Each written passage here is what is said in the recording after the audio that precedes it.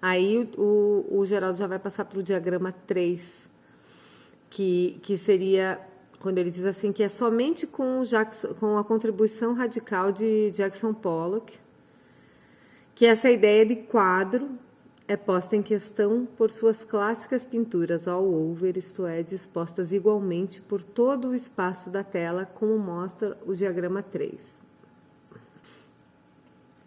Nelas não haveria nem espaço profundo, como na abstração anterior, porque as abstrações anteriores, mesmo trazendo a questão da abstração, elas ainda tratavam de questões compositivas e organizacionais.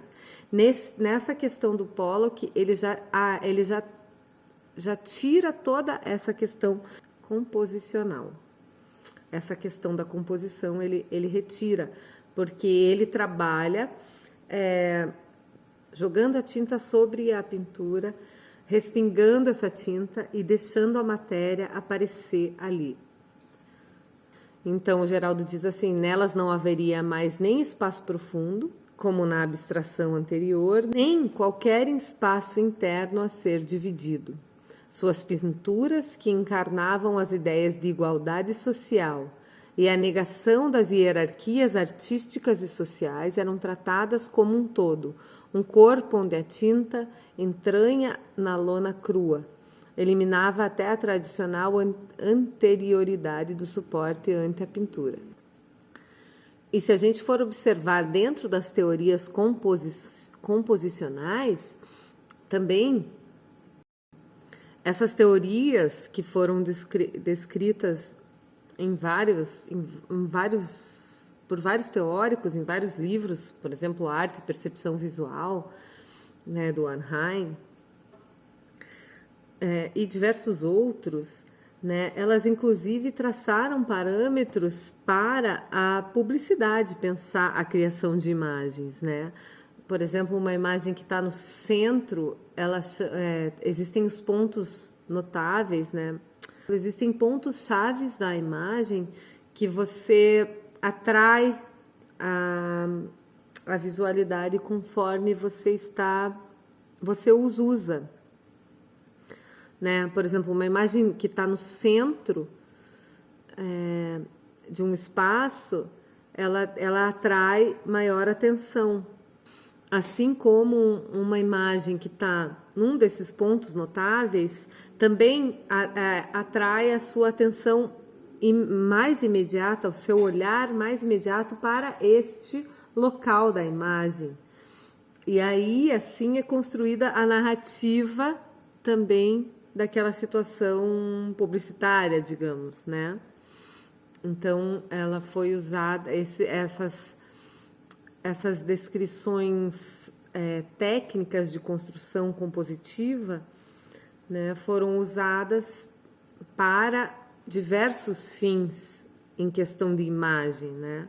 Com o desenvolvimento da publicidade, da televisão e das outras formas, né, de comunicação através de imagem. Fotos jornalísticas, ou até layouts de jornais impressos e revistas, né?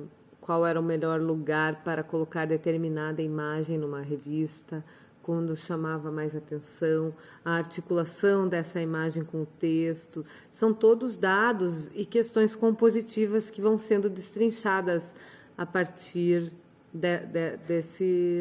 dessa relação averiguada nas imagens. Então, o Geraldo reitera aqui. Nelas, nas pinturas do Pollock, não haveria mais nem espaço profundo, como na abstração anterior, nem qualquer espaço interno a ser dividido.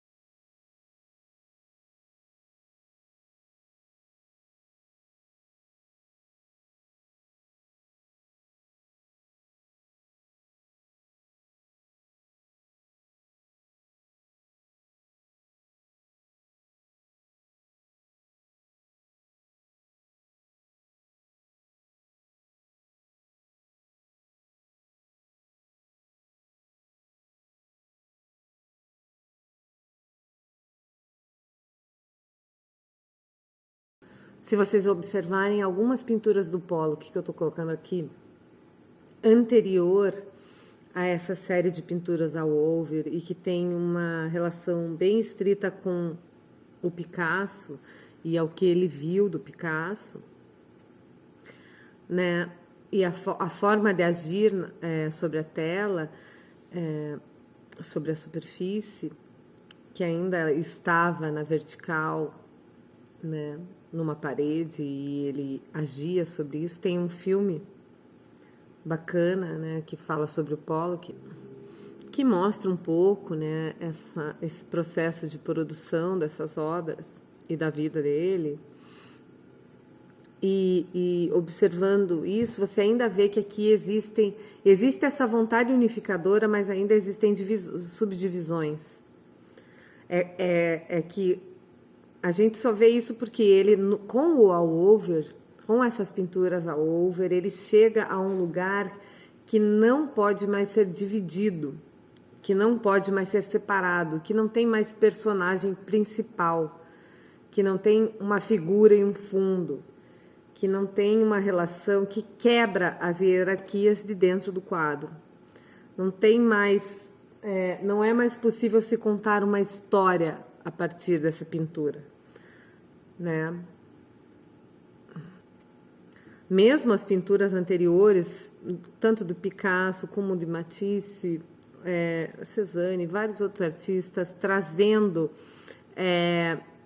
essa ambiguidade de relação entre o fundo e a figura, e essa questão toda decorativa, você vê que no Pollock há uma integração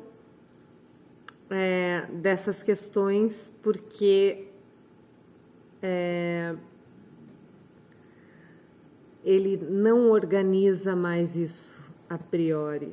Ele trabalha, faz e constrói as pinturas a partir de uma ação diferente, a partir de uma nova ação, a partir de um novo proceder.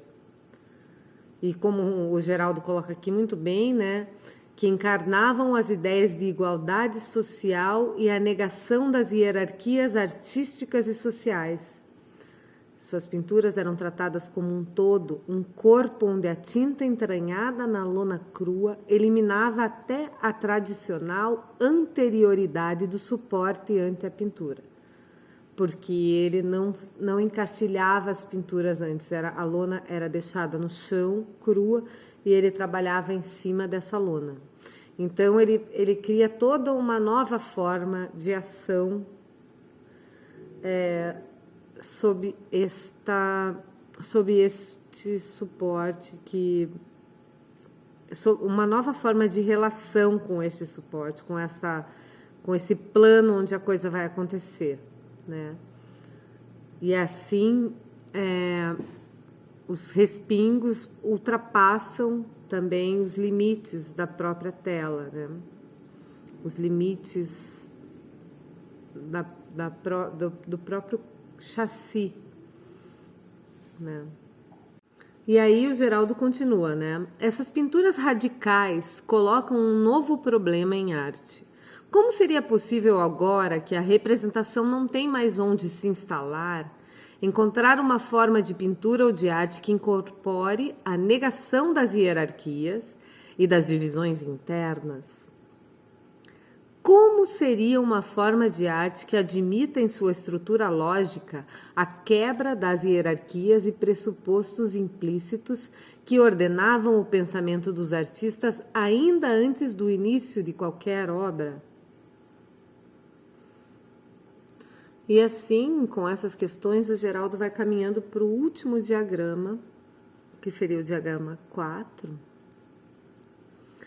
onde ele vai colocar aqui artistas muito diferentes, né, vem iniciando um ataque ao espaço pictórico tradicional. Ele cita o Frank Stella e a Lygia Clark, né, que ele vai trazer, que os artistas vão trabalhar a partir do formato externo do quadro, né, ou então abrir as margens do quadro para o mundo. começando a destruir literalmente o espaço fechado da tradição artística ocidental. Nesses exemplos que ele traz do Frank Stella e da Lygia Clark, é bem interessante notar porque o procedimento que o Frank Stella começa a adotar, partindo do formato externo do quadro para traçar as linhas paralelas à borda da pintura, né, desmonta o quadro e abre a pintura para o mundo ao mesmo tempo que destrói a metáfora do cosmos e do Criador onipotente, porque parte de pensar a estrutura pré-estabelecida para desenvolver a pintura. Então, está agindo sobre a própria matéria e sobre a própria estrutura, né? E assim também uma série de artistas, né, como inclusive o Robert Smithson e o Richard Long, que eu já trouxe aqui, também o Robert Morris, vão pensar sobre esses procedimentos, né, sobre as ações daí, né, também, e procedimentos. Como também o Richard Serra, que tem um texto, inclusive, muito bacana, vários textos, né, mas tem um texto específico sobre desenho, e também quando ele vai construir os seus trabalhos de chumbo, que são jogados na quina entre o chão e a parede, né, de um espaço e retirados dali, e para trazer algumas referências a mais do que o Geraldo traz aqui, né, que ele traz também daí a Lygia Clark, né. E a gente pode falar também do Elliot Sica, Valtércio Caldas, Tunga, Cildo Meirelles, e diversos outros artistas, mas daí ele traz como referência no Brasil, comparado ao Frank Stella, a Lygia Clark, desde os meados dos anos 50, investigando os limites da pintura como um objeto em tensão com o mundo à sua volta. Que a sua curiosidade se dirige às relações entre as imagens pintadas e o espaço onde se instalam, onde habitam seus espectadores. Onde ele traz aqui uma citação do Ferreira Goulart, num texto escrito sobre as obras da Lygia Clark feitas entre 1954 e 58. Os quadros de Lygia Clark não têm moldura de qualquer espécie, não estão separados do espaço, não são objetos fechados dentro do espaço, estão abertos para o espaço que neles penetra e neles se dá incessante e recente tempo. O que as obras de Clark propõem, agora o Geraldo falando, né, é a migração das relações de dentro do quadro-mundo para as relações entre o quadro e o mundo fora dele. E aí a gente tem o diagrama 4, que a gente pode observar que tem vários elementos, mas que não tem mais um limite. Os elementos se organizam entre si e não mais se referem a um limite exterior a ele, né? A relação deles com o limite exterior fica muito mais aberta, fica muito mais possível de situações de interferências, de conexões e outras possibilidades de significação. E aí o Geraldo continua dizendo: estas maneiras de pensar os enunciados artísticos exigem outras maneiras de construir imagens e enunciados. Ele faz aqui, nesse texto incrível, uma breve história da arte, história da pintura e da representação, né? E vai jogar agora a responsa para a questão da arte contemporânea, né? Nós já vamos seguindo aqui, que é o que interessa também, né? E que é o que até onde a gente vai poder chegar pelos limites dessa nossa explanação aqui. Aí, na continuidade, como não podia faltar, né, ele vai falar um pouco dos minimalistas, né, do Judd e do próprio Frank Stella também, com uma questão da repetição, né, das suas a repetição das suas obras era uma espécie de estratégia para escapar da composição relacional que eles identificavam com o pensamento artístico europeu, né? Que estavam ligados a uma filosofia racionalista, em que toda a arte é baseada em sistemas construídos anteriormente, ou seja, a priori. E aí essa forma de repetição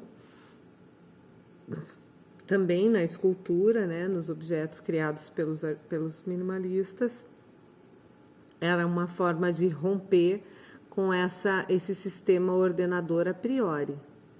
E aí ele coloca aqui, né, que deste modo chega-se também na escultura um modo de organização formal, segundo o qual a ideia mesma da necessidade interna desaparece. Que os artifícios composicionais dos minimalistas, segundo a Rosalind Krauss, né, negam a importância lógica do espaço interior das formas, um espaço interior que muito da escultura prévia do século XX tinha celebrado. Esses artistas recusaram-se a usar bordas e planos para dar forma a um objeto de modo que sua imagem externa sugerisse um princípio subjacente de coesão, ordem ou tensão. Então ele diz assim que vemos também a reafirmação de um espaço artístico e não apenas pictórico que acontece nas relações externas às suas partes, reconhecendo de uma vez por todas a existência concreta da obra no mundo definido histórica e socialmente em que ela se coloca. Né? Pensando assim, as obras de arte fazem sentido nas relações com o espaço histórico e social, retomando um caráter de instalação como já havia nas obras de altar e nas esculturas projetadas com uma função arquitetônica. Daí ele cita inclusive esse texto que eu falei do Richard Serra, que chama Observações sobre Desenhos, e ele vai trazer, né, porque o Serra vai trazer uma relação estrita da forma com o espaço onde ele está acontecendo, né?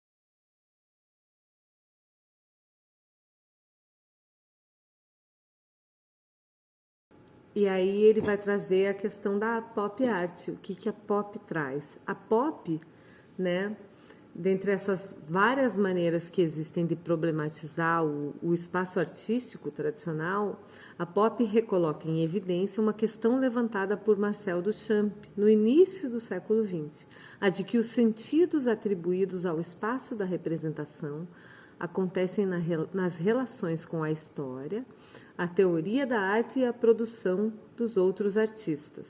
Porque diante dessas colocações todas dos artistas, a pop vem pôr em xeque todos esses raciocínios, porque até a questão dos minimalistas pode se transformar em um esquema que pode ser usado, né? E que pode se transformar novamente em uma naturalização. Então, o que a pop vem trazer é que esses sentidos, né, do que é o espaço de representação, do que é o espaço da arte, ele acontece nas relações com a história, com a teoria da arte e a produção dos outros artistas e com o contexto histórico onde isso está inserido também, né? Então, porque se as imagens artísticas não existem mais como cópias imperfeitas de imagens ideais, elas adquirem seus significados e sua validação na história das próprias imagens. porque elas fazem referência à própria história de construção das imagens. Porque aqui a gente já está num espectro avançado de relação histórica de construção de imagens, que já dá para se referir, se autorreferir, a arte se autorrefere, né? E se dialogam entre essas questões e a questão das próprias imagens do mundo, porque a pop vem trazer as questões das imagens do mundo, das imagens da publicidade, das imagens jornalísticas, das imagens da fotografia, né? Então elas adquirem seus significados e sua validação na história das próprias imagens, no conjunto de relação que isso constrói, que fornece os padrões para que possamos discernir sempre a posteriori, sempre depois, não a priori, a correção de suas configurações, né? Então, né, mesmo um corpo físico como o plano de uma pintura pode ser tratado também como o espaço virtual da escritura, onde esta ou qualquer outra problemática se inscreve e para o qual não se pode traçar nenhum diagrama de antemão. Não existe mais um diagrama anterior, porque se eu seguir a estratégia minimalista, também já estou seguindo um diagrama, né? A ideia da obra fechada em si, com seus sentidos estabelecidos pela lógica organizadora de sua constituição, agora está aberta para o mundo de relações externas cujos sentidos se fazem apenas no uso. Porque esses sentidos têm uma relação com o uso que se faz disso num contexto específico onde isso está acontecendo, né? Esse modo de pensar o espaço da obra em configuração com o espaço da arte traz aos artistas a possibilidade de escolher entre as formalizações já estabelecidas e acessar suas relações sociais de origem como mais um entre os materiais que constituem a obra, justapondo os sentidos estabelecidos pelas diferentes tradições. Então, o artista tem agora a possibilidade de escolher entre formalizações já estabelecidas, entre as questões históricas, entre as questões da teoria e da produção dos outros artistas, entre a história das próprias imagens, como mais um, né, entre os materiais que constituem a obra, justapondo todos esses sentidos estabelecidos pelas diferentes tradições. É aí que a arte contemporânea entra a todo vapor, né? E com uma rede gigante de significações. E é por aí que a gente precisa observar as obras, né? E tecendo essas significações.